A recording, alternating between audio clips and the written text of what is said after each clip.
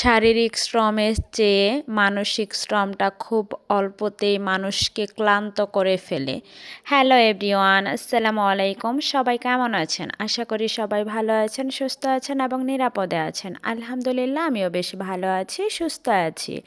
আমি মিশু খাগড়াছড়ি থেকে বলছি। মিশু মনিরা ব্লগে আপনাদের সবাইকে আবারও স্বাগত জানাই। তো সকালে উঠেই ভাবলাম একটু চা করে নেই। এত ঠান্ডার ভিতর কিন্তু একটু চা খেলে একটু গরম গরম ফিল হয় আর কি। আর দেখা যায় যে গলা ব্যথা করে, তো একটু চা খেলে একটু গলাটাও ভালো লাগে। তো এর জন্য কিন্তু আমি লাল চা করে নিয়েছি। মাঝে মধ্যে দেখা যায় দুধ চাও করা হয়, আবার লাল চাটাও করা হয়। আমার কাছে তো মন চায় যে একটু গরম গরম পানি গলার ভিতরে ঢাললেই ভালো লাগে। তো মজা করলাম। তো সকাল সকাল চা খেয়ে নিয়েছি, তারপর আপনাদের ভাইয়া অফিসে চলে গিয়েছে। তো সকালে উঠে এখন কিন্তু বিছানাপত্র আর গোছাতে ইচ্ছে করে না, মন চায় যে সারাদিন বিছানার ভিতরেই বসে থাকি, শুয়ে থাকি। তো কার কেমন অবস্থা আমাকে কিন্তু কমেন্টে জানাতে ভুলবেন না। আমাদের এইখানে কিন্তু মোটামুটি ঠান্ডা আছে। আজকে সারা দিন রোদ ওঠেনি, তো কাল অবধিও কিন্তু রোদ ছিল। আজকে শুধু রোদ ওঠেনি। তো যাক, আলহামদুলিল্লাহ মোটামুটি ভালোই আছে। তো এইদিকে কিন্তু মানে হালকা রোদ উঠেছিল। আমি যখন ভয়েস দিচ্ছি তখন রোদ ছিল না।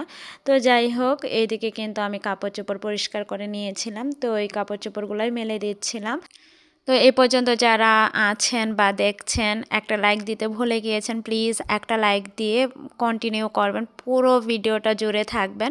আর যারা নতুন বন্ধু আমার চ্যানেলে আজই যুক্ত হয়েছেন, তাদেরকে একটাই রিকোয়েস্ট করব, প্লিজ সাবস্ক্রাইব করে পাশেই থাকবেন। আর যারা অলরেডি এই কাজটা করে ফেলেছেন, তাদেরকে তো অন্তরস্থল থেকে অসংখ্য ধন্যবাদ জানাই। তো এইদিকে কিন্তু আমি কাপড় চোপড় মেলে রান্নার জন্য এখানে মাংস ভিজিয়ে নিয়েছিলাম, গরুর মাংস। আজকে রান্না করব গরুর মাংস, আর কিভাবে আমি শর্টকাটে রাইস কুকারে বিরিয়ানি রান্না করি সেটাও কিন্তু দেখাবো। তো বিরিয়ানি কিন্তু রাইস কুকার কিন্তু বিরিয়ানি, খিচুড়ি এগুলো আমার কাছে ভালোই লাগে রান্না করতে। তো এইদিকে কিন্তু আমি পলিগুলাও কিন্তু ধুয়ে রেখে দিলাম, কারণ দেখা যায় যে আমার প্রত্যেক দিনই পলিটা কাজে লাগে, কারণ ফ্রেশ দেয় প্রত্যেক দিনের মাংস বা মাছ। ছোটো পলি হলে রাখতে সুবিধা হয়। তো দেখা যায় যে এত বাটি কোথায় পাবো, দেখা যায় যে কয়েকটা বাটি আছে, তারপরেও দেখা যায় যে পলিতেই আমাদের সুবিধা হয়, বাঙালি মানুষ যাকে বলে আর কি। তো যাক, এইদিকে কিন্তু আমি থাল বাসন সব কিছু মেজে ঘষে নিয়েছি, নিয়ে এইদিকে কিন্তু আমি পানি ঝরানোর জন্য রেখে দিচ্ছি। তো এদিকে আগেও কিছু বাটি ছিল, তারপর পাতিল ছিল, তো ওগুলাও কিন্তু রুমে নিয়ে চলে এসেছি। তো এইদিকে কিন্তু আমি রান্নাটা করে নেব, এর জন্য কিন্তু আমি রুমে চলে এসেছি। আর এই যে দেখতে পাচ্ছেন, গরুর মাংস কিন্তু আমি ধুয়ে নিয়ে এসেছি। আর এদিকে তেলে দিয়ে দিয়েছি জিরা, তেজপাতা, তারপর সাদা এলাচ, লং। আর এইভাবে মানে আরাম করে রান্না করা যায় একটাই কারণ এই চুলাটা কিন্তু এতটাও হিট দেয় না, মানে একদম যে গ্যাসের চুলা যে আগুনে ভরপুর হয়ে যায়, একটুতেই পড়ে যায়, ওরকম কিন্তু না। এর জন্য কিন্তু একদম আরাম আয়েশ করে রান্না করা যায় আর কি। তো আরাম আয়েশ করে রান্না করতে গেলে তো একটু কষ্ট করতেই হবে, একটু টাইম নিতেই হবে। তো যাই হোক, এদিকে কিন্তু আমি মাংসগুলো এই যে পিস দেখিয়ে দিচ্ছি, ছোট ছোট পিস করেছি। আর ছোট পিস করলে আপনাদের ভাইয়া ভালোবাসে আর কি। ও বলে যে ছোটো পিস করলে নাকি মশলা ঢোকে, আর বড় পিস করলে নাকি তার কাছে খেতে ভালো লাগে না। তো এর জন্য কিন্তু আমি ছোটো পিস করে মাংসগুলো নিয়েছি। আর এদিকে কিন্তু আজকে বাটা মশলা দিয়ে রান্না করব। মশলা বলতে বাটা মরিচ দিয়ে লাল মরিচ ব্লেন্ড করে নিয়েছিলাম এক ভাবির ব্লেন্ডার থেকে। তো আমার কিন্তু এখনও শিলনোড়ি কিনা হয়নি, আর কিনতেও ইচ্ছে করছে না, কারণ আমার বাড়িতে একটা আছে একটু বড়, এর জন্য কিন্তু আর কিনতে ইচ্ছা করছে না, বা টাকারও একটা সংকট বলতে পারেন। তো যাই হোক, চলতে পারছি। তো যেদিন বেশি আটকাটকি হয়ে যাবে সেই দিন কিনে নেব আর কি। বা মানুষ একটা বলে না যে যে জিনিসটা ইমার্জেন্সি দরকার পড়ে যায়, হাজার অভাব থাকলেও সেটা কিনতে হয়। তো এইদিকে আমার ওরকম পরিস্থিতি এখনও হয়নি, তো আশেপাশে থেকে আমি করতে পারি আর কি। তো যাই হোক, এদিকে কিন্তু আমি মশলাটা ভালো করে কষিয়ে নিয়ে ওটার ভিতরে মাংস দিয়ে দিয়েছি। আর কিন্তু মাংস দিয়ে আমি অল্প আঁচে দিয়েছি যেন একটু পানি উঠে কষানোটা ভালো হয়। তো এদিকে আমি ভাতও বসিয়ে দিচ্ছিলাম, যে মাংস ওইদিকে কষতে থাকে এদিকে ভাতও হয়ে যাবে।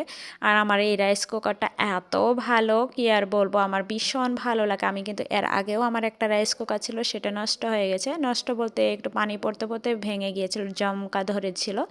তো যাই হোক, এদিকে এই যে মাংস থেকে কিন্তু পানি বের হয়ে গেছে, অল্প আঁচে দিলে তখন পানি বের হয়ে যায়, ওইটা দিয়ে কষালেই হয়ে যায়। তো আমি আগে অনেক ভিডিও দেখতাম, তো সবার ভিডিওতে বলতো যে অল্প আঁচে দিলে পানি বের হয়, তারপর ওই পানি দিয়ে কষাতো। তো আমি অনেক ট্রাই করেছি গ্যাসের চুলায়, তারপর মাটির চুলায়, মানে এত তারা জাল দিতাম, মানে পানি বের হওয়ার আগে শুকিয়ে যেত, পুড়ে যেত। তো আমি ভাবতাম যে না, এগুলো হয়তো ভিডিওতে মিথ্যা বলে। তো একদিন দেখা গেল, আমার মাকে জিজ্ঞাসা করলাম যে এটা কি হয়, কয় হ্যাঁ হয়।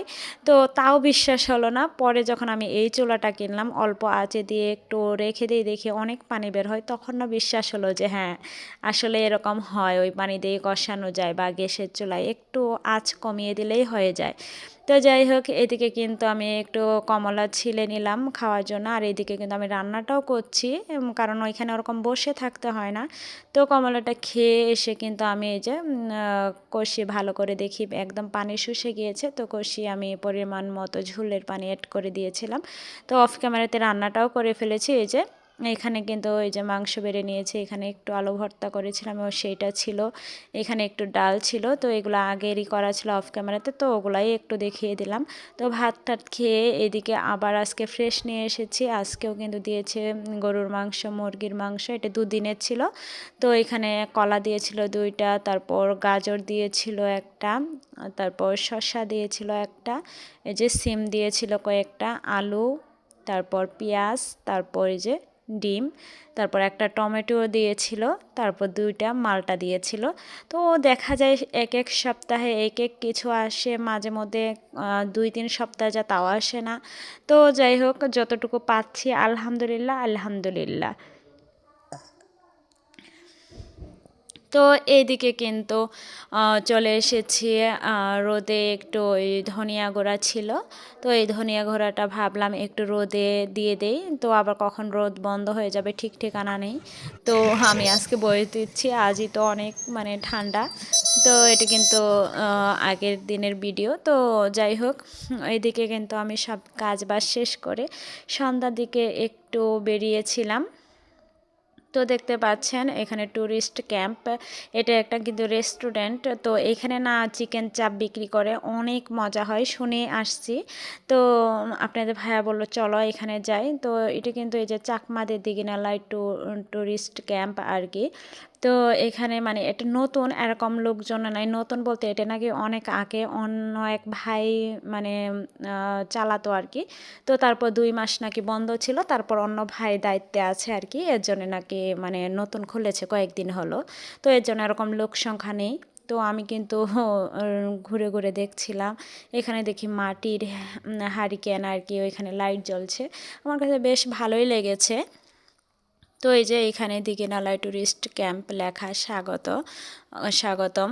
তো এইখানে একটু দাঁড়িয়ে ছবি টবি উঠলে ভালোই।